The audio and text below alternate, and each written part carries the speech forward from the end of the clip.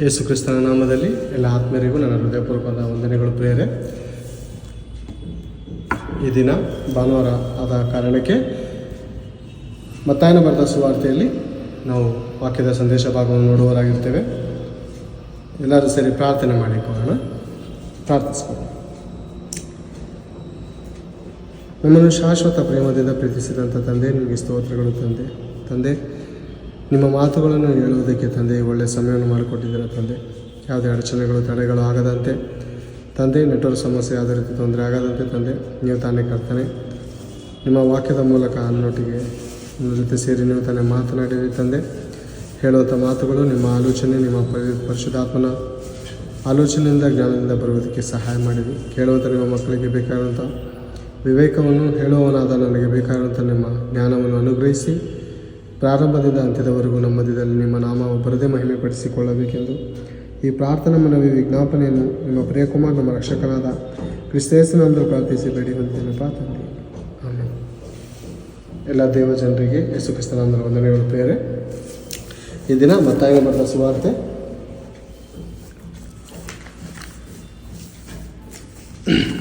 ಮತ್ತಾಯನ ಬರೆದ ಸುವಾರ್ತೆ 4ನೇ ಅಧ್ಯಾಯ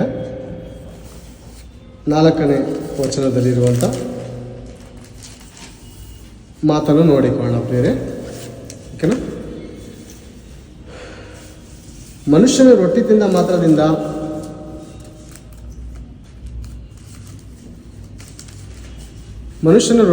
ಮಾತ್ರದಿಂದ ಬದುಕುವುದಿಲ್ಲ, ದೇವರ ಬಾಯಿಂದ ಹೊರಡುವ ಪ್ರತಿಯೊಂದು ಮಾತಿನಿಂದಲೂ ಬದುಕುವನು ಎಂದು ಬರೆದಿದೆ. ಯೇಸು ಪ್ರಭು ಹೇಳುವಂಥ ಮಾತಿನಲ್ಲಿ ಇರುವಂಥ ಪರಮಾರ್ಥವನ್ನು ತಿಳಿದುಕೊಳ್ಳೋಣ. ಮನುಷ್ಯನು ರೊಟ್ಟಿ ತಿಂದ ಮಾತ್ರದಿಂದ ಬದುಕುವುದಿಲ್ಲ ಅಂತೆ. ಯೇಸು ಪ್ರಭು ಹೇಳುವಂಥ ಮಾತು ಪ್ರೇರೆ ಅದು ಏಕ ರೀತಿಯಲ್ಲಿ ಆಲೋಚನೆ ಇರ್ತದೆ. ಅದು ಏಕಾಗ್ರತೆ ಆಲೋಚನೆಯನ್ನು ತೋರಿಸುತ್ತೆ. ಒಂದು ಕಡೆ ಒಂದು ರೀತಿಯ ಮಾತಾಡೋ ರೀತಿಯಲ್ಲಿ ನಿಮಗೆ ಅನಿಸುತ್ತೆ, ಮತ್ತೊಂದು ಕಡೆ ಇನ್ನೊಂದು ರೀತಿಯಲ್ಲಿ. ಮನುಷ್ಯನು ಇಲ್ಲಿ ನೋಡಿದ್ರೆ ಮನುಷ್ಯನು ರೊಟ್ಟಿ ತಿನ್ನೋದ್ರಿಂದ ಬದುಕಲ್ವ ಅಂದರೆ ನಾವು ಅನ್ನ ತಿನ್ನೋದ್ರಿಂದ ನಾವು ಬದುಕಲ್ವ? ಈ ಮಾತಿನ ಅರ್ಥ ಬದುಕಲ್ಲ ಅಂತ ಅರ್ಥ. ಓಕೆನಾ? ಈ ಮಾತಿನ ಅರ್ಥ ರೊಟ್ಟಿ ತಿಂದ ಮಾತ್ರದಿಂದ ಬದುಕಲ್ಲ ಅಂತ. ಒಂದು ಕಡೆ ಇನ್ನೊಂದು ವಚನದಲ್ಲಿ ಯೇಸು ಸ್ವಾಮಿಯನ್ನು ಹೇಳಿರುವಂಥ ಮಾತು ಮತ್ತಾಯನ ಬರೆದ ಸುವಾರ್ತೆ 6ನೇ ಅಧ್ಯಾಯ 11ನೇ ವಚನದಲ್ಲಿ ಪರಲೋಕದ ಪ್ರಾರ್ಥನೆಯನ್ನು ಕಲಿಸ್ಕೊಡೋದಕ್ಕೆ ಶಿಷ್ಯರು ಕೇಳುವಾಗ ಪರಲೋಕದ ಪ್ರಾರ್ಥನೆ ಯೇಸು ಪ್ರಭು ಕಲಿಸ್ಕೊಡ್ತಾ ಇದ್ದೀನಿ. ಏನಂತ? ಪರಲೋಕದಲ್ಲಿರುವ ನಮ್ಮ ತಂದೆಯೇ, ನಿಮ್ಮ ನಾಮವು ಪರಿಶುದ್ಧವನ್ನು ನೆನೆಸಲ್ಪಡಲಿ, ನಿನ್ನ ರಾಜ್ಯವು ಬರಲಿ, ನಿನ್ನ ಚಿತ್ತವು ಪರಲೋಕದಲ್ಲಿ ನೆರವೇರುವ ಪ್ರಕಾರ ಭೂಲೋಕದಲ್ಲಿ ನೆರವೇರಲಿ. 11ನೇ ವಚನದಲ್ಲಿ ನೋಡುವಾಗ ನಮ್ಮ ಅನುದಿನದ ಆಹಾರವನ್ನು ಈ ಹೊತ್ತು ದಯಪಾಲಿಸು ಅಂತ ಪ್ರಾರ್ಥನೆ ಹೇಳ್ಕೊಡ್ತಾ ಇದ್ದಾರೆ ಯೇಸು ಪ್ರಭು. ತನ್ನ ಶಿಷ್ಯರಿಗೆ ಪ್ರಾರ್ಥನೆ ಮಾಡುವುದನ್ನು ಕಲಿಸಿಕೊಡ್ತಾ ಇದ್ದಾರೆ. ಪರಲೋಕದ ತಂದೆ ಹತ್ರ ನೀವು ಇದನ್ನು ಈ ರೀತಿಯಲ್ಲಿ ಪ್ರಾರ್ಥನೆ ಮಾಡಿ ಅಂತ. ಇಲ್ಲಿ ನೋಡಿದ್ರೆ ಮತ್ತಾಯನ ಬರೆದ ಸುವಾರ್ತೆ 4ನೇ ಅಧ್ಯಾಯ 4ನೇ ವಚನದಲ್ಲಿ ಮನುಷ್ಯನು ರೊಟ್ಟಿ ತಿಂದ ಮಾತ್ರದಿಂದ ಬದುಕುವುದಿಲ್ಲ, ದೇವರ ಬಾಯಿಂದ ಹೊರಡುವಂಥ ಪ್ರತಿಯೊಂದು ಮಾತಿನಿಂದ ಬದುಕ್ತಾನಂತ ಇಲ್ಲಿ ಹೇಳಿದ್ದಾರೆ. ಓಕೆನಾ? ಆತ್ಮ ಸಂಬಂಧವಾದಂಥ ಆಹಾರವನ್ನು ಕುರಿತು ಹೇಳ್ತಾ ಇದ್ದಾರೆ. ಇಲ್ಲಿ ಹೇಳಬೇಕಾದ್ರೆ ಮತ್ತಾಯನ ಬರೆದ ಸುವಾರ್ತೆ 6ನೇ ಅಧ್ಯಾಯ 11ನೇ ವಚನದಲ್ಲಿ ನಮ್ಮ ಅನುದಿನದ ಆಹಾರವನ್ನು ಈ ಹೊತ್ತು ದಯಪಾಲಿಸು. ಹೌದಾ? ಅಂದರೆ ಇದ್ಯಾವ ಆಹಾರ, ಅದ್ಯಾವ ಆಹಾರ? ಹೇಳಿದಂಥವರು ಒಬ್ಬರೇ ಆಗಿದ್ದಾರೆ. ಇದು ಹೇಳುವಂಥ ಭಾವನೆಗಳು ಎರಡು ರೀತಿ ಇದೆಯಾ? ನಮ್ಮ ಆಲೋಚನೆಯಲ್ಲಿ ಎರಡು ರೀತಿ ಕಾಣುತ್ತೆ. ಯಾಕಂದರೆ ಪ್ರೇರೆ ನಮ್ಮ ಆಲೋಚನೆ ಭೂ ಸಂಬಂಧವಾದದ್ದು ನಾವು ಆಲೋಚನೆ ಮಾಡ್ತೀವಿ ಪ್ರೇರೆ. ಯಾವಾಗಲೂ ಅನೇಕ ಕಡೆ ಪ್ರಾರ್ಥನೆ ಮಾಡೋದನ್ನು ನೋಡಿದ್ದೀನಿ. ನಮ್ಮ ಅನುದಿನದ ಆಹಾರವನ್ನು ಈ ಹೊತ್ತು ದಯಪಾಲಿಸು ಅಂತ ಪ್ರಾರ್ಥನೆ ಮಾಡ್ತಾರೆ. ಮಾತ್ರ ಅವರು ಲಕ್ಷಾಧೀಶ್ವರಾಗಿರ್ತಾರೆ, ಕೋಟ್ಯಾಧೀಶ್ವರಾಗಿರ್ತಾರೆ. ಕೆಲವರಂತೂ ರೇಷನ್ ಅಂಗಡಿನೇ ಮಡಗಿ ಇನ್ನೊಬ್ಬರಿಗೆ ಅಕ್ಕಿ ದಾನ ಮಾಡುವಂಥ ಸ್ಥಿತಿಲಿ ಇರ್ತಾರೆ. ಅವರು ಕೂಡ ಈ ಪ್ರಾರ್ಥನೆ ಮಾಡುವಂಥದ್ದು ಸರಿನಾ? ನಮ್ಮ ಅನುದಿನದ ಆಹಾರವನ್ನು ಈ ಹೊತ್ತು ದಯಪಾಲಿಸು ಅಂದರೆ ಮನೆಯಲ್ಲಿ ಪ್ರೇರೆ ಮೂಟೆ 106 kg ಅಕ್ಕಿ ಇರುತ್ತೆ. ನಮ್ಮ ಅನುದಿನದ ಆಹಾರವನ್ನು ಈ ಹೊತ್ತು ದಯಪಾಲಿಸುವಂತ ಮಾಡುವಂಥ ಪ್ರಾರ್ಥನೆ ನಿಜವಾಗ್ಲೂ ಅವ್ರಿಗೆ ಹೋಲಿಕೆ ಆಗುತ್ತಾ? ಅಥವಾ ಕೆಲವ್ರಿಗೆ ಮಾತ್ರ ಹೋಲಿಕೆ ಆಗುತ್ತಾ? ಅಥವಾ ನಾವು ಮಾಡುತ್ತಿರುವಂಥ ಪ್ರಾರ್ಥನೆ ಭೌತಿಕ ಸಂಬಂಧವಾದದ್ದ? ಯೇಸು ಪ್ರಭು ಹೇಳುತ್ತಿರುವಂಥ ಮಾತು ಆತ್ಮಿಕ ಸಂಬಂಧವಾದದ್ದ ಅಂತ ಒಂದು ಚೂರು ಆಲೋಚನೆ ಮಾಡುವಾಗ ನಾವು ನಿಂತ್ಕೋಬೇಕು ಸರ್. ಒಂದು ಪ್ರಭು, ಒಂದು ಕಡೆ ಪ್ರಭುವಾಗಿರುವಂಥ ಯೇಸು ಕ್ರಿಸ್ತನ ಒಂದು ರೀತಿಯಲ್ಲಿ ಹೇಳಿದ್ದಾರೆ, ಮತ್ತೊಂದು ರೀತಿಯಲ್ಲಿ ಇನ್ನೊಂದು ಅರ್ಥ ಕೊಡುವಂಥ ಆಲೋಚನೆ ನಾವು ಮಾಡಬಾರ್ದು. ಯೇಸು ಪ್ರಭು ಹೇಳುವಂಥ ಮಾತಲ್ಲಿ ಮಹಾಜ್ಞಾನವಿರುತ್ತೆ ಪ್ರಿಯರೇ. ಆತನು ಯಾವಾಗಲೂ ಮಾತಾಡಬೇಕಂದ್ರೆ ಆತ್ಮ ಸಂಬಂಧವಾಗಿ ಮಾತಾಡ್ತಾರೆ. ಆದರೆ ಆ ಮಾತು ನಮಗೆ ಅರ್ಥವಾಗದಂಥ ಕಾರಣಕ್ಕೆ ನಾವು ಏನು ಮಾಡ್ತೀವಿ ಅಂದರೆ ಭೌತಿಕವಾಗಿ ತಗೋತೀವಿ. ಇವತ್ತು ಸೇವಕರ ಮಧ್ಯದಲ್ಲಿ ಏನು ನಡೀತಾ ಇದೆ ಅಂದರೆ ಪ್ರಿಯರೇ, ಯೇಸು ಪ್ರಭು ಹೇಳ್ತಾ ಇರುವಂಥ ಮಾತು ಆತ್ಮ ಸಂಬಂಧವಾದದ್ದು. ಆದರೆ ಅವರು ತಿಳಿಯದೆ ಕೆಲವರು ತಪ್ಪಾಗಿ ಬೋಧನೆ ಮಾಡೋರು ಕೆಲವರು ಇದ್ದಾರೆ. ಕೆಲವರು ತಿಳಿದಿದ್ದರೂ ಅದನ್ನು ತಿರುಚಾಕಿ ಮಡಚಾಕಿ ಸತ್ಯವನ್ನು ಬೋಧಿಸದೆ ಅಥವಾ ಮುಂಗಡೆ ಇರುವಂಥ ವಿಶ್ವಾಸಿಗಳಲ್ಲಿ ಆತ್ಮಿಕ ಬಲವಿಲ್ಲದ ಕಾರಣಕ್ಕೆ ತಪ್ಪಾದ ಬೋಧನೆ ಮಾಡೋರು ಕೂಡ ಇದ್ದಾರೆ. ಓಕೆನಾ? ಎಲ್ಲರಿಗೂ ಇದ್ದಾರೆ ಪ್ರಿಯರೇ. ಕೆಲವರು ತಿಳಿದೆ ವಾಕ್ಯಗಳನ್ನು ಅಪಾರ್ಥ ಮಾಡ್ಕೊಳ್ಳೋರು ಇದ್ದಾರೆ. ಕೆಲವರು ತಿಳಿದಿದ್ದರೂ ಅದನ್ನು ಸತ್ಯವನ್ನು ಹೇಳದೆ ವಿಶ್ವಾಸಿಗಳಿಗೆ ಸಂತೋಷಪಡಿಸುವಂಥ ಕಾರ್ಯದಲ್ಲಿ ಕೆಲವರು ತೊಡಗಿದ್ದಾರೆ. ಈ ಮಾತಿನ ಅರ್ಥ, ನಮ್ಮ ಅನುದಿನದ ಆಹಾರವನ್ನು ಈ ಹೊತ್ತು ದಯಪಾಲಿಸು ಅಂದರೆ ಪ್ರತಿದಿನ ವಾಕ್ಯದಿಂದ ಮಾತ್ರ ಬದುಕ್ತೇವೆ. ಅಂದರೆ ಪ್ರಭುವಾಗಿರೋ ಯೇಸು ಕ್ರಿಸ್ತನು ಅಲ್ಲಿ ಸೈತಾನ್ ಜೊತೆ ಹೋರಾಡಬೇಕಾದ್ರೆ ಯಾವ ಬಾಣವನ್ನು ಬಿಡ್ತಾ ಇದ್ದಾನೆ, ಮನುಷ್ಯನು ರೊಟ್ಟಿದಿಂದ ಮಾತ್ರದಿಂದ ಬದುಕೋದಿಲ್ಲ ಅಂತ. ಅಂದರೆ ದೇವರ ಮಾತಿನಿಂದ. ಅಂದರೆ ಈ ಆಹಾರ ಯಾವುದಿದು? ದೇವರ ಬಾಯಿಂದ ಬರುವಂಥ ಆಹಾರ. ಅನುದಿನದ ಆಹಾರ ಯಾವುದು? ಅನುದಿನದ ಮನ್ನ ಯಾವುದು? ಈ ವಾಕ್ಯ ಎಂಬುವಂಥದ್ದು ಪ್ರೇರೆ. ಪ್ರತಿದಿನ ನಾವು ಪ್ರಾರ್ಥನೆ ಎಂಬುವಂಥ ವಿಷಯದಲ್ಲಿ ಎಚ್ಚರವಾಗಿರಬೇಕು. ಎರಡನೇದಾಗಿ ವಾಕ್ಯವನ್ನು ಓದಬೇಕು ಪ್ರೇರೆ. ಈ ವಾಕ್ಯ ನಾವು ನಡೆಯುವಾಗ ಏನಾಗುತ್ತೆ, ಇದು ಕಾಲಿಗೆ ದೀಪವು ದಾರಿಗೆ ಬೆಳಕಾಗಿರುತ್ತೆ ಪ್ರೇರೆ. ಸತ್ಯವಾಗಲೂ ನಾವು ಎಲ್ಲಿ ಎಡವಿ ಬೀಳ್ತೇವೋ ಆ ಸ್ಥಳದಲ್ಲಿ ದೇವರು ನಮಗೆ ಈ ವಾಕ್ಯದ ಮೂಲಕ ಎಚ್ಚರಪಡಿಸಿ ಬಲಪಡಿಸಿ ನಿಲ್ಲಿಸ್ತಾರೆ ಪ್ರೇರೆ. ಅಂಥ ಶಕ್ತಿ ವಾಕ್ಯಕ್ಕೆ ಇದೆ. ಆದರೆ ನಾವು ಮಾಡಿಕೊಳ್ಳುವಂಥ ಅರ್ಥ ಅಪಾರ್ಥವಾಗಿರುತ್ತೆ. ದೇವರು ಹೇಳುವಂಥ ಅರ್ಥವು ತುಂಬ ಅರ್ಥಗರ್ಭಿತವಾಗಿರುತ್ತೆ. ಅಂದರೆ ಯೆಶಾಯನ ಪ್ರವಾದನೆ ಗ್ರಂಥ 55ನೇ ಅಧ್ಯಾಯ 9 ನೋಡುವಾಗ, ನಿಮ್ಮ ಆಲೋಚನೆಗಳು ನನ್ನ ಆಲೋಚನೆಗಳಿಗೆ ಭೂಮಿ ಆಕಾಶದಷ್ಟು ವ್ಯತ್ಯಾಸ ಇದೆ. ಅಂದರೆ ತಂದೆಯಾದ ದೇವರು ಯೇಸು ಕ್ರಿಸ್ತನು ಪರಲೋಕಕ್ಕೆ ಸಂಬಂಧಪಟ್ಟಂಥ ವಿಷಯಗಳನ್ನು ಬೈಬಲಲ್ಲಿ ಬರೆಸಿದ್ದಾರೆ. ನಮ್ಮ ಆಲೋಚನೆ ಬಲಹೀನವಾದಂಥ ಕಾರಣಕ್ಕೆ ನಾವು ಯಾವ ರೀತಿ ಆಲೋಚನೆ ಮಾಡ್ತೀವಿ ಅಂದರೆ ಭೂ ಸಂಬಂಧವಾದಂಥ ರೀತಿಯಲ್ಲಿ ನಾವು ಆಲೋಚನೆ ಮಾಡ್ತೀವಿ. ನೀವೇ ತಿಳ್ಕೊಳ್ಳಿ ಪ್ರಿಯರೇ, ಈ ಆಹಾರ ಎಂಥದ್ದು? ಯೇಸು ಪ್ರಭು ಹೇಳಿದಂಥ ಆಹಾರ ಎಂಥದ್ದು? 4ನೇ ವಚನದಲ್ಲಿ ಇಲ್ಲಿ ಹೇಳ್ತಾರಂಥ ಆಹಾರ ಯಾವುದು? ಭೌತಿಕವಾದದ್ದ? ಹೊಟ್ಟೆ ತುಂಬ ಆಹಾರ ಇರುತ್ತೆ ಪ್ರಿಯರೇ, ಮನೆ ತುಂಬ ರೇಷನ್ ಇರುತ್ತೆ. ನಮ್ಮ ಅನುದಿನದ ಆಹಾರವು ಇನ್ನೂ ದಯಪಾಲಿಸು ಅಂದರೆ ಆ ಮಾತು ಅಲ್ಲಿಗೆ ಅದು ವರ್ತನೆ ಆಗಲ್ಲ ಪ್ರಿಯರೇ. ವಾಕ್ಯದಿಂದ ಬದುಕುವವರಾಗಿದ್ದೇವೆ ನಾವು. ನಮಗೆ ಬೇಕಾದಂಥ ಸಕಲವನ್ನು ದೇವರು ಕೊಟ್ಟಿದ್ದಾರೆ ಪ್ರಿಯರೇ, ಯಾವುದಕ್ಕೂ ಕಡಿಮೆ ಮಾಡಿಲ್ಲ. ಆದರೆ ವಾಕ್ಯ ಎಂಬುವಂಥ ಆಹಾರವು ಪ್ರತಿದಿನ ನಾವು ತಿನ್ನುವುದರಿಂದ ಈ ಒಳಗಡೆದಂಥ ಅಂತರಾತ್ಮವು ಏನಾಗಿರುತ್ತೆ ಅಂದರೆ ಉಲ್ಲಾಸದಿಂದ ಇರುತ್ತೆ, ಇದು ಸಂತೋಷದಿಂದ ಇರುತ್ತೆ. ಯೇಸು ಪ್ರಭು ಒಂದು ಮಾತನ್ನು ಹೇಳಿದ್ದನ್ನು ನೀವು ಜ್ಞಾಪನಕ್ಕೆ ತರ್ತೀನಿ ಪ್ರಿಯರೇ. ಯೋಹಾನನ ಬರೆದ ಸುವಾರ್ತೆ 4ನೇ ಅಧ್ಯಾಯ 31ನೇ ವಚನದಲ್ಲಿ ಯೇಸು ಪ್ರಭು ತನ್ನ ಶಿಷ್ಯರೊಟ್ಟಿಗೆ ಒಂದು ಮಾತನ್ನು ಮಾತಾಡೋದನ್ನು ನಿಮ್ಮ ನೆನಪಿಗೆ ತರ್ತಾ ಇದ್ದೀನಿ ಪ್ರಿಯರೇ. ನೆನೆಸ್ಕೊಳ್ಳೋಣ ಆ ಮಾತನ್ನು. 4ನೇ ಅಧ್ಯಾಯ 31ನೇ ವಚನದಿಂದ ಓದೋಣ. ಇದು ಯಾವ ಸಂದರ್ಭ ಅಂದರೆ ನಿಮ್ಗೆ ಗೊತ್ತಿರ್ಬೋದು. ಸಮರ್ಯದ ಸ್ತ್ರೀ ಒಟ್ಟಿಗೆ ಸಂಭಾಷಣೆ ಮಾಡಬೇಕಾದ್ರೆ ಸಮರ್ಯದ ಸ್ತ್ರೀ ಏನು ಮಾಡ್ತಾ ಇದ್ದಾರೆ ಅಂದರೆ ಯೇಸು ಪ್ರಭು ಹತ್ರ ಕೂತ್ಕೊಂಡಿದ್ದಾಗ ಇಲ್ಲಿ ನಡೀತಾರಂಥ ಸನ್ನಿವೇಶ. ಓಕೆನಾ? 30ನೇ ವಚನದಿಂದ ಓದೋಣ. 4:30. ಆತನ ಬಳಿಗೆ ಬರುವುದಕ್ಕೆ ಊರೊಳಗಿಂದ ಹೊರಟರು. ಅಷ್ಟರೊಳಗೆ ಶಿಷ್ಯರು, ಸಮರ್ಯ ಸ್ತ್ರೀ ಈ ಕಡೆ ಹೋಗಿದ್ದಾಳೆ ಊರು ಜನಕ್ಕೆ ಕರೆಯೋದಕ್ಕೋಸ್ಕರ, ನಾನು ಪ್ರವಾದಿಯನ್ನು ಕಂಡಿದ್ದೇನೆ, ನನ್ನನ್ನು ಕುರಿತು ಹೇಳಿದ್ದಾರೆ ಅಂತ ಸಮರ್ಯದ ಸ್ತ್ರೀ ಊರಿನ ಜನರಿಗೆ ಕರ್ಕೊಂಡು ಹೋಗುವಾಗ ಈ ಕಡೆ ಶಿಷ್ಯರು ಬಂದು ಕೇಳ್ತಾ ಇದ್ದಾರೆ. ಅಷ್ಟರೊಳಗೆ ಶಿಷ್ಯರು, ಗುರುವೇ ಊಟ ಮಾಡು ಎಂದು ಆತನನ್ನು ಬೇಡಿಕೊಂಡರು. ಆದರೆ ಆತನು ಅವರಿಗೆ, ನಿಮಗೆ ತಿಳಿಯದಂಥ ಆಹಾರವು ನನಗುಂಟು ಅಂದರು.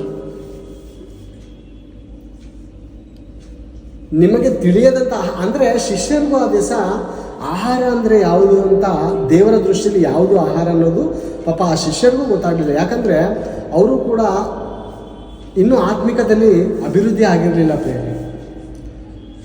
ಓಕೆನಾ? ಅಂದರೆ ಯೇಸು ಪ್ರಭು ಜೊತೆಲಿದ್ದಿದ್ದು ಕೇವಲ 33 ವರ್ಷದಲ್ಲಿ 30 ವರ್ಷ ಕಳೆದ್ರು. ಅವರು 3 ವರ್ಷ ಮಾತ್ರ ಶಿಷ್ಯರೊಟ್ಟಿಗೆ ಇದ್ದರು, ಜಾಸ್ತಿ ವರ್ಷ ಇರಲಿಲ್ಲ ಪಾಪ. ಅವರು ಕೂಡ ಅವ್ರ ಬಲಹೀನತೆ ಕೂಡ ನಾವು ಅರ್ಥ ಮಾಡ್ಕೋಬೇಕು.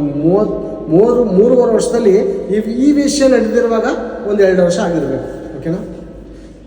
ಅವರು ಪಾಪ ಬಲಹೀನರಾಗಿದ್ದರು 2 ವರ್ಷ. ಈಗ 10 ವರ್ಷ ಆಗಿದ್ರು ನಾವು ಈ ಪ್ರಾರ್ಥನೆಯನ್ನು ಮಾಡ್ತಾ ಇದ್ದೀವಿ. ಯಾವುದು? ನಮ್ಮ ಅನುದಿನದ ಆಹಾರವನ್ನು ಈ ಹೊತ್ತು ದಯಪಾಲಿಸುವಂಥ. ಯೇಸು ಪ್ರಭು ಹೇಳ್ತಾ ಇರುವಂಥದ್ದು ಆತ್ಮಕ್ಕೆ ಸಂಬಂಧಪಟ್ಟಂಥ ಆಹಾರ. ನಿಮಗೆ ತಿಳಿಯದಂಥ ಆಹಾರವು ನನಗೆ ಉಂಟು. ಒಂದು ಕಡೆ ನೋಡುವಾಗ ಯೇಸು ಪ್ರಭು ವಾಕ್ಯದಿಂದ ತುಂಬಲ್ಪಟ್ಟಿದ್ರು. ಆತನು ಸೈತಾನ ಜೊತೆ ಹೋರಾಡಬೇಕಂದ್ರೆ ಪ್ರಿಯರೇ ಅಷ್ಟು ಸುಲಭ ಅಲ್ಲ. ಆ ಸೈತಾನನಿಗೆ ಪ್ರಾಮುಖ್ಯನಾದಂಥವನು ಘಟ ಸರ್ಪನು ಸೈತಾನನು ಬಂದು ಯೇಸು ಪ್ರಭು ಬಳಿಯಲ್ಲಿ ಹೋರಾಟ ಮಾಡಬೇಕಾದ್ರೆ ಪ್ರಿಯರೇ ವಾಕ್ಯದ ಮೂಲಕ ಯುದ್ಧ ಮಾಡ್ತಾ ಇದ್ದಾನೆ ಆತನು.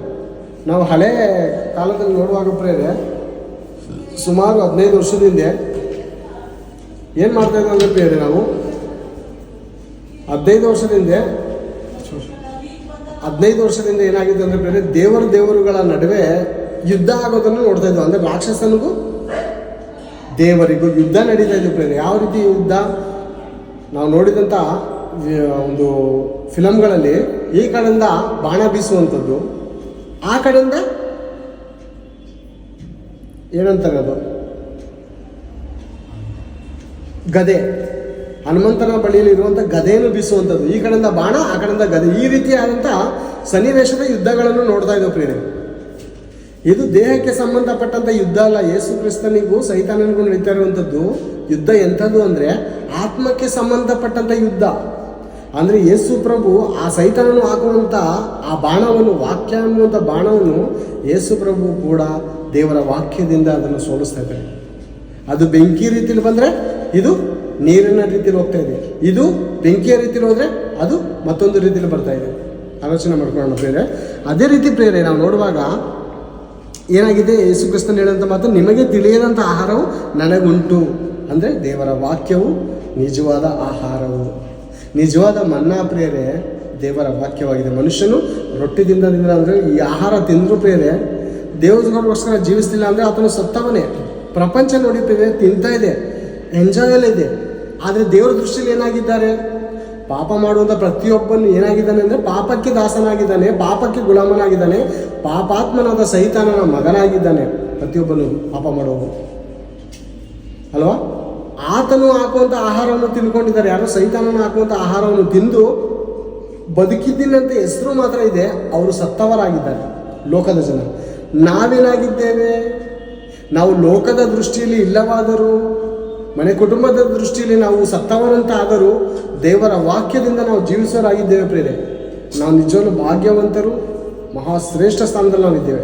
ಆಲೋಚನೆ ಮಾಡಿ ಪ್ರಿಯರೇ ಮಾತನ್ನು. ನಿಮಗೆ ತಿಳಿಯದಂಥ ಆಹಾರವು ನನಗುಂಟು ಎಂದು ಕೇಳಲು ಶಿಷ್ಯರು ಆತನಿಗೆ ಯಾರು ಹೋದರು ಊಟಕ್ಕೆ ತಂದು ಕೊಟ್ಟಾರೋ ಏನು ಎಂದು ತಮ್ಮೊಳಗೆ ಮಾತಾಡಿಕೊಂಡರು. ಪಾಪ ಅವ್ರು ಹೇಳ್ತಾರೆ ಅದು ಆತ್ಮಿಕವಾದಂಥ ಆಹಾರ, ಶಿಷ್ಯರು ತಿಳ್ಕೊತಾರಂಥದ್ದು ಎಂಥ ಆಹಾರ? ಭೌತಿಕವಾದಂಥ ಆಹಾರವನ್ನು ಕುರಿತು ಇವರು ಆಲೋಚನೆ ಮಾಡ್ತಾ ಇದ್ದಾರೆ. ಅರ್ಥ ಆಯ್ತಾ? ನಾವು ಪರಲೋಕದ ಪ್ರಾರ್ಥನೆ ಮಾಡಬೇಕಾದ್ರೆ ನಮ್ಮ ಅನುದಿನದ ಆಹಾರ ಅಂದರೆ ಊಟವನ್ನು ಕುರಿತು ಹೇಳ್ತಾ ಇದ್ದಾರೆ ಅಂತ ನೀವು ಅನ್ಕೋಬೇಡಿ ಪ್ರಿಯರೇ ಅವತ್ತು. ಓಕೆನಾ? ಮತ್ತೊಂದು ವಚನವನ್ನು ನಾನು ತೋರಿಸ್ತೇನೆ ಪ್ರಿಯರೇ. ಧರ್ಮೋಪದೇಶ ಕಾಂಡದಲ್ಲಿ ಹೇಳುವಂಥ ಮಾತನ್ನು ನೋಡಿಕೋಣ. ಧರ್ಮೋಪದೇಶ ಕಾಂಡ 8ನೇ ಅಧ್ಯಾಯ 3ನೇ ವಚನವನ್ನು ಒಂದ್ಸರಿ ನೋಡಿಕೋಣ.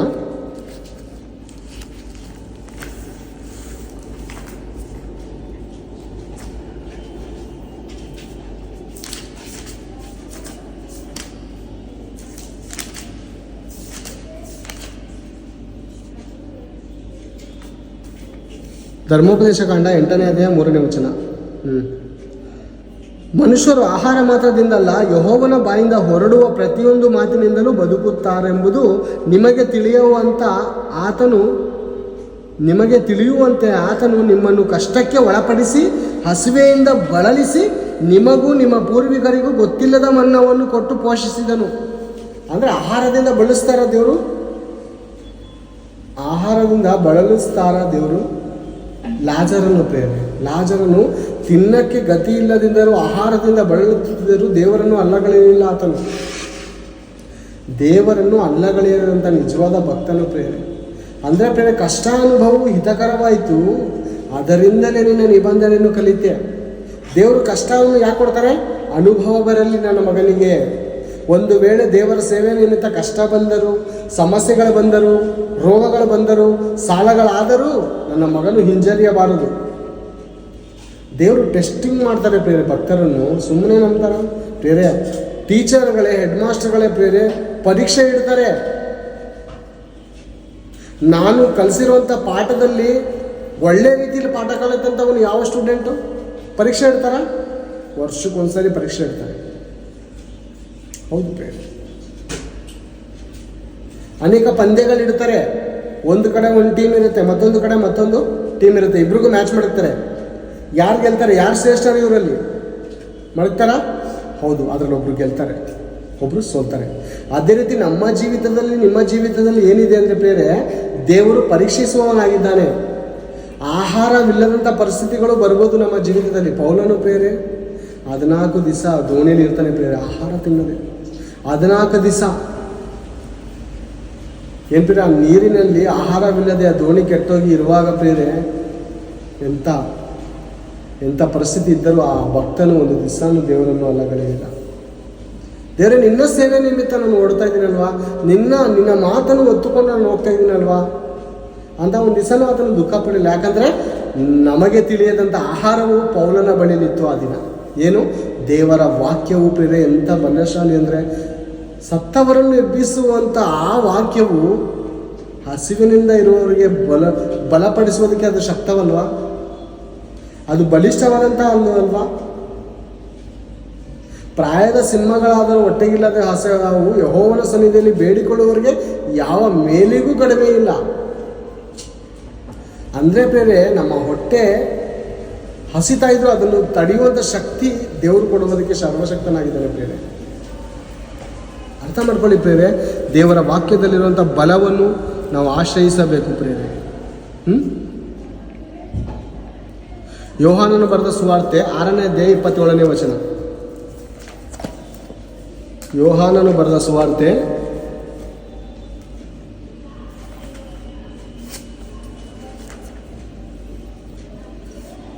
6ನೇ ಅಧ್ಯಾಯ 27ನೇ ವಚನ. ದುಡಿಯಿರಿ, ಕೆಟ್ಟು ಹೋಗುವ ಆಹಾರಕ್ಕಾಗಿ ದುಡಿಯಬೇಡಿರಿ. ಆಲೋಚನೆ ಮಾಡಿ, ದುಡಿಯಿರಿ, ಕೆಟ್ಟು ಹೋಗುವ ಆಹಾರಕ್ಕೋಸ್ಕರ ದುಡಿಬೇಡಿರಿ, ನಿತ್ಯ ಜೀವಕ್ಕೆ ಉಳಿಸಿಕೊಳ್ಳುವ ಆಹಾರಕ್ಕೋಸ್ಕರ ದುಡಿಯಿರಿ. ಏನು ಬೇರೆ? ಹಾಗಾದರೆ ನಾವು ತಿನ್ನೋದಕ್ಕೋಸ್ಕರ ಉಣ್ಣೋದಕ್ಕೋಸ್ಕರ ದುಡಿಬಾರ್ದು ಅಂತ ಅಲ್ಲ. ನಮಗೆ ತಕ್ಕಷ್ಟು ಆಹಾರವನ್ನು ಕೊಟ್ಟು ದೇವರು ಪೋಷಿಸ್ತಾರೆ. ಅದ್ರ ಮೇಲೆ ನಮಗೆ ಆಸೆ ಏನಾಗಿರ್ಬಾರ್ದು ಅಂದರೆ ಅತಿಯಾಗಿರಬಾರ್ದು. ಇಬ್ರಿಯ 13:5 ಹೇಳುವಂಥ ಮಾತು, ನಿಮಗಿರುವುಗಳಲ್ಲಿ ತೃಪ್ತರಾಗಿರಿ, ನಾಳಿನ ವಿಷಯವನ್ನು ಕುರಿತು ಚಿಂತೆ ಮಾಡಬೇಡಿ. ಆ ಹೊತ್ತಿನ ಕಾಟ ಯಾವ ಹೊತ್ತಿಗೆ ಸಾಕು? ಆ ಹೊತ್ತಿಗೆ ಸಾಕು. ನಾಳಿನ ವಿಷಯವಾಗಿ ಚಿಂತೆ ಮಾಡಬೇಡಿ. ನಾಳೆಯನ್ನು ಕುರಿತು ಚಿಂತೆ ಮಾಡ್ತದೆ. ಹೇಳುವಂಥ ಮಾತನ್ನು ಆಲೋಚನೆ ಮಾಡೋಣ. ದುಡಿಯಿರಿ, ಕೆಟ್ಟು ಹೋಗುವ ಆಹಾರಕ್ಕೋಸ್ಕರ ದುಡಿಯಬೇಡಿರಿ, ನಿತ್ಯ ಜೀವಕ್ಕೆ ಉಳಿಯುವ ಆಹಾರಕ್ಕಾಗಿ ದುಡಿಯಿರಿ. ನಿತ್ಯ ಜೀವಕ್ಕೆ ಉಳಿಸುವಂಥದ್ದು ಯಾವುದು? ಈ ದೇವರ ವಾಕ್ಯವಲ್ವ? ಇದು ನಿತ್ಯ ಜೀವಕ್ಕೆ ಕರ್ಕೊ ಹೋಗುತ್ತೆ ಪ್ರೇರೆ. ಇದು ನಮಗೆ ಈ ಆಹಾರ ಐತಲ್ಲ, ನಿತ್ಯ ಜೀವಕ್ಕೆ ಕರೆದುಕೊಂಡು ಹೋಗುವಂಥದ್ದು ಯಾವ ಆಹಾರ? ನಾವು ತಿಂದು ಪುಷ್ಟರಾಗುವಂಥದ್ದು ಆಹಾರ ಅಲ್ಲ, ಅದಲ್ಲ ಪ್ರೇರೆ. ಬದುಕೋದಕ್ಕೋಸ್ಕರ ತಿನ್ನಬೇಕು, ತಿನ್ನೋದಕ್ಕೋಸ್ಕರನೇ ಬದುಕಬಾರ್ದು. ಓಕೆನಾ? ಇನ್ನೂ ಬೇಕು ಅನ್ನುವಂಥ ಆಸೆಯು ಬಸುರಾಗಿ ಪಾಪವನ್ನು ಹೇರೋ ರೀತಿ ನಾವು ಇರಬಾರ್ದು. ಒಬ್ಬ ಏನು ಮಾಡ್ತಾನೆ ಐಶ್ವರ್ಯವಂತನು, ನನಗಿರುವಂಥದ್ದು ಎಂಥ ದವಸ ಧಾನ್ಯಗಳು ತುಂಬ ಹೆಚ್ಚಾಗಿವೆ, ಏನು ಮಾಡ್ತೀನಿ, ಸರಕುಗಳನ್ನು ಮಾಡಿ ಗೋಡನ್ಗಳನ್ನು ಮಾಡಿ ತುಂಬುತ್ತೇನೆ ಅಂತ ಅಂದಾಗ ದೇವರೇನು ಹೇಳ್ತಾರೆ ಗೊತ್ತಾ? ಮೂಢನು ನೀನು, ಈ ಹೊತ್ತು ನಿನ್ನ ಕಡೆಯಿಂದ ನಿನ್ನ ಪ್ರಾಣವನ್ನು ಕೇಳಿದರೆ ನೀನು ಮಾಡಿಟ್ಟಿದ್ದು ಯಾರ ಪಾಲಾಗುತ್ತದೆ? ಓ ಮನುಷ್ಯ, ಕೂಡಿಡ್ತಾ ಇದೆಯಲ್ಲ, ಕ್ರೈಸ್ತನೇ ಕೂಡಿಡ್ತಾ ಇದೆಯಲ್ಲ, ಸೇವಕನೇ ಕೂಡಿಡ್ತಾ ಇದ್ದೀರಲ್ಲ, ಈ ಹೊತ್ತು ನಿಮ್ಮ ಕಡೆಯಿಂದ ಪ್ರಾಣವು ಕೇಳಿದರೆ ಯಾರು ಕೇಳ್ತಾರೆ? ನಿಮ್ಮ ಪ್ರಾಣ ಯಾರೋ ಕೇಳೋರಿದ್ದಾರೆ. ಯಾರು ಗೊತ್ತಾ? ಬಡ ಸೇವಕರುಗಳು ಯಥಾರ್ಥವಾಗಿ ಸೇವೆ ಮಾಡುತ್ತಿರುವಾಗ ಅವ್ರಿಗೆ ಒಂದು ಬೇಕಾಗಿರುವಂಥ ಆಹಾರಕ್ಕಾಗೋಸ್ಕರ ಕಾಸು ಕೊಡದೆ, ಅವರು ಸೇವೆಗೋಸ್ಕರ ಓಡಾಡೋದಕ್ಕೆ ಬೇಕಾದಂಥ ಗಾಡಿಯನ್ನು ಕೊಡಿಸದೆ, ತಾವಾಗಿ ಭೂಮಿಯ ಮೇಲೆ ಬದುಕುತ್ತಾ ಕೋಟ್ಗಳನ್ನು ಸೂಟ್ಗಳನ್ನು ಹಾಕಿಕೊಳ್ಳುತ್ತಾ ಲಕ್ಸರಿ ಕಾರ್ಗಳಲ್ಲಿ ಓಡಾಡುತ್ತಾ ಇರುವಂಥ ಸೇವಕರೇ ನಿಮ್ಮ ಕಣ್ಣು ಮುಂದೆ ಯಥಾರ್ಥವಾಗಿಯೂ ಆತ್ಮಭಾರವಾಗಿಯೂ ಹಳ್ಳಿಗಳಿಗೆ ಗ್ರಾಮಗಳಿಗೆ ಹೋಗಿ ತಿರುಗಾಡುತ್ತಾ ವಾಕ್ಯ ಎಂಬುವಂಥ ಈ ನಿತ್ಯ ಜೀವದ ಆಹಾರವನ್ನು ಅನೇಕರಿಗೆ ಉಣಬಡಿಸುವಂಥ ಸೇವಕರ ಕೂಡ ನೀವು ಒಂದು ಚೂರು ಆಲೋಚನೆ ಮಾಡದೆ, ದೊಡ್ಡವರು ಮೊದಲುಗೊಂಡು ಚಿಕ್ಕವರವರೆಗೂ ಬಾಚಿಕೊಳ್ಳುತ್ತಾರೆ ಇದ್ದಿರಲ್ಲ, ನಿಮಗೇನಾದರೂ ಅನಿಸುತ್ತಾ? ಅಯ್ಯೋ ಅನಿಸುತ್ತಾ? ಬಡ ಸೇವಕರನ್ನ ಕಂಡ್ರೆ ಕನಿಕರ ಪಡ್ತೀರಾ? ಪಡ್ತೀರಾ ಪ್ರಿಯರೇ? ಕನಿಕರ ಇದೆಯಾ ನಿಜವಾಗ್ಲೂ ನಮಗೆ? ಅದಕ್ಕೆ ದೇವರು ಹೇಳ್ತಾರೆ, ದುಡೀರಿ. ದಶಮ ಭಾಗ ತಗೋತಾ ಇದ್ದೀರಾ, ಕಾಣಿಕೆಗಳನ್ನು ತೆಗೆದುಕೊಂಡಿದ್ದೀರಾ, ಕಟ್ಟಡ ಭಾಗ ಅಂತ ತಗೋತಾ ಇದ್ದೀರಾ. ನಿತ್ಯ ಜೀವಕ್ಕೆ ಬೇಕಾಗಿರುವಂಥ ಆಹಾರವನ್ನು, ವಾಕ್ಯ ಎಂಬುವಂಥ ಸತ್ಯವಾಕ್ಯವನ್ನು ನೀವು ತಿಂತಾ ಇಲ್ಲ. ನಿಮ್ಮ ಜೊತೆಲಿರುವಂಥ ವಿಶ್ವಾಸಿಗಳಿಗೂ ತಿನ್ನಿಸ್ತಾ ಇಲ್ಲ. ಇದನ್ನು ಸತ್ಯವಾಕ್ಯವನ್ನು ತಿನ್ನಿಸಿ, ಸುಳ್ಳಿನ ವಾಕ್ಯವನ್ನು ತಿನ್ನಿಸ್ಬೇಡಿ. ಕೊಡ್ರಿ ವಿಶ್ವಾಸಿಗಳೇ, ಇನ್ನೂ ಕೊಡ್ರಿ ಕೊಡ್ರಿ ಕೊಡ್ರಿ ಅಂತ ತಿಂದು ಪ್ರಿಯರೇ ನಾವೇ ತೃಪ್ತರಾಗ್ತೀವಿ ಹೊರತು ಬಡ ಸೇವಕನಿಗೆ ಒಂದು ಸಹಾಯ ಮಾಡಬೇಕು. ಕಷ್ಟದಲ್ಲಿರುವಂಥ ವಿಶ್ವಾಸಿಗಳಿಗೆ ನಾವು ಪ್ರಾರ್ಥನೆ ಮಾಡಿ ಅಂತ ಕೇವಲ ಹೇಳದೆ ಅವ್ರಿಗೆ ಬೇಕಾದಂಥ ಸಹಾಯವನ್ನು ಮಾಡಬೇಕೆನ್ನುವಂಥ ಮನಸ್ಸು ಯಾರಿಗಿದೆ ಪ್ರಿಯರೇ? ವಾಕ್ಯ ಏನು ಹೇಳುತ್ತೆ? ನಿನ್ನಂತೆಯೇ ನಿನ್ನ ನೆರೆಹೊರೆಯವರನ್ನು ಪ್ರೀತಿಸುವಂಥ, ನಿನ್ನ ಪರಲೋಕದ ರಾಜ್ಯದ ಕೆಲಸದಲ್ಲಿರುವಂಥ ದೇವ ಸೇವಕರನ್ನೇ ನೀನು ಕರುಣಿಸದೇ ಇದ್ದಾಗ, ಬಡ ವಿಶ್ವಾಸಿಯನ್ನೇ ನೀನು ಕರುಣಿಸದೇ ಇದ್ದಾಗ, ಪ್ರೀತಿಸದೇ ಇದ್ದಾಗ ದೇವರನ್ನ ನಾವು ಪ್ರೀತಿಸ್ತೀವ? ಆಗತ್ತ ನಮ್ಮ ಕೈಯಲ್ಲಿ? ಕಾಣುವಂಥ ಮನುಷ್ಯನನ್ನೇ ಪ್ರೀತಿಸಿದಂಥ ಸೇವಕರೇ ಕಾಣದಿರುವಂಥ ದೇವರನ್ನು ನಾವು ಪ್ರೀತಿಸಲು ಸಾಧ್ಯವ? ನಿಮ್ಮನ್ನು ನೀವು ಪರೀಕ್ಷೆ ಮಾಡಿಕೊಳ್ಳಿದ್ದೇವೆ.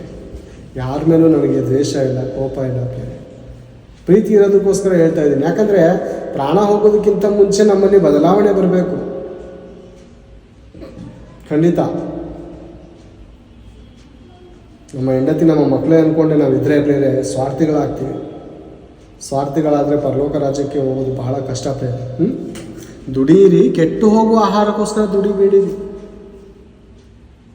ನಿತ್ಯ ಜೀವಕ್ಕೆ ಹೋಗುವಂಥ ಆಹಾರಕ್ಕೋಸ್ಕರ ದುಡೀರಿ. ನಿತ್ಯ ಜೀವಕ್ಕೆ ಕರ್ಕೊಂಡು ಹೋಗುವಂಥದ್ದು ದೇವರ ವಾಕ್ಯ.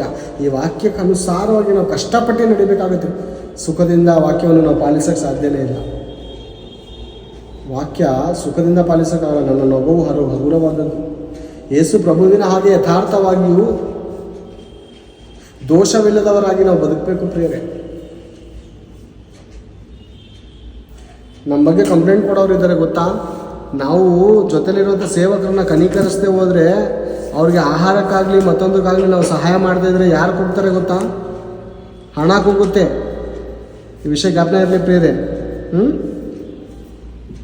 ಹಣ ಕೂಗುತ್ತಾ? ಖಂಡಿತ ಕೂಗುತ್ತೆ. ಧನಿಕರೇ ಕೇಳಿರಿ, ಧನಿಕ ಸೇವಕರೇ ಕೇಳಿರಿ. 3ನೇ ವಚನ, ನಿಮ್ಮ ಚಿನ್ನ ಬೆಳ್ಳಿಗಳು ಮಣ್ಣು ಹಿಡಿದಿವೆ, ಆ ಮಣ್ಣೇ ನಿಮಗೆ ಸಾಕ್ಷಿಯಾಗಿದ್ದು ಬೆಂಕಿಯಂತೆ ನಿಮ್ಮ ಮಾಂಸವನ್ನು ನುಂಗಿ ಬಿಡುವುದು. ಮಣ್ಣೇ ಸಾಕ್ಷಿಯಾಗಿರುತ್ತಂತೆ ಪ್ರೇರೆ. ಮಣ್ಣು ಸಾಕ್ಷಿನ ನನ್ನ ದಿವಸದಲ್ಲಿ ನೋಡಿದ ಪ್ರೇರೆ, ಅಬ್ರಹಾಮನ ಸಮಯದಲ್ಲಿ ಪ್ರೇರೆ ನಡೆದಂಥ ವಿಷಯವನ್ನು ಕುರಿತು ಗೋಡೆ ಒಳಗಿಂದ ಕಲ್ಲು, ಮರಗಳೊಳಗಿಂದ ಚಾವಣಿ ಸಾಕ್ಷಿಯಾಗಿರುತ್ತೆ, ಮತ್ತು ಭೂಮಿ ಆಕಾಶ ಸಾಕ್ಷಿ ಇರುತ್ತೆ. ದೇವರಿಟ್ಟಿರುವಂಥ ಸಾಕ್ಷಿ ಭೂಮಿ ಆಕಾಶ ಸಾಕ್ಷಿ, ಗೋಡೆ ಒಳಗಿಂದ ಕಲ್ಲು ಸಾಕ್ಷಿ. ಈಗ ಮಣ್ಣು ಸಾಕ್ಷಿ ಯಾರ ಮೇಲೆ? ನಿಮ್ಮ ಮೇಲೆ ಮಣ್ಣು ಸಾಕ್ಷಿ ಹೇಳ್ತಿದ್ದೆ. ಯಾಕೋಸ್ಕರ ಗೊತ್ತಾ? ಅಂತ್ಯ ದಿವಸಗಳು ಬಂದರೂ ದ್ರವ್ಯವನ್ನು ಕೂಡಿಸಿ ಇಟ್ಟುಕೊಂಡಿದ್ದೀರಿ. ದ್ರವ್ಯವನ್ನು ಕೂಡಿಸಿ ಇಟ್ಟುಕೊಂಡಿದ್ದೀರಿ. ಅಂತ್ಯ ದಿವನ ಬಂದರೂ ದ್ರವ್ಯವನ್ನು ಕೂಡಿಟ್ಟುಕೊಂಡಿದ್ದೀರಾ. ಕಾರ್ ಮೇಲೆ ಕಾರು, ಸೂಟ್ ಮೇಲೆ ಸೂಟು, ಕೋಟ್ ಮೇಲೆ ಕೋಟು ಕೂಡಿಟ್ಕೊಡ್ತಾ ಇದ್ದೀರಾ. ಬಡ ಸೇವಕನಿಗೆ ಕೊಡಿ, ಆತನಿಗೆ ಸಹಾಯ ಮಾಡಿ, ಆತನಿಗೆ ನಿಮ್ಮಲ್ಲಿರುವಂಥ ಧನವನ್ನು ಅವ್ರಿಗೆ ಕೊಡಿ ಪ್ರಿಯರೇ, ಸಹಾಯ ಮಾಡಿ ಅವ್ರಿಗೆ. ಆತನು ಕೂಡ ಬೆಳೆದ ಮೇಲೆ ಇನ್ನೊಬ್ಬ ಸೇವಕನಿಗೆ ಸಹಾಯ ಮಾಡುವಂಥದ್ದಾಗ್ತದೆ. ಒಳ್ಳೆ ಸಮಾರ್ಯರಾಗಬೇಕು ನಾವು.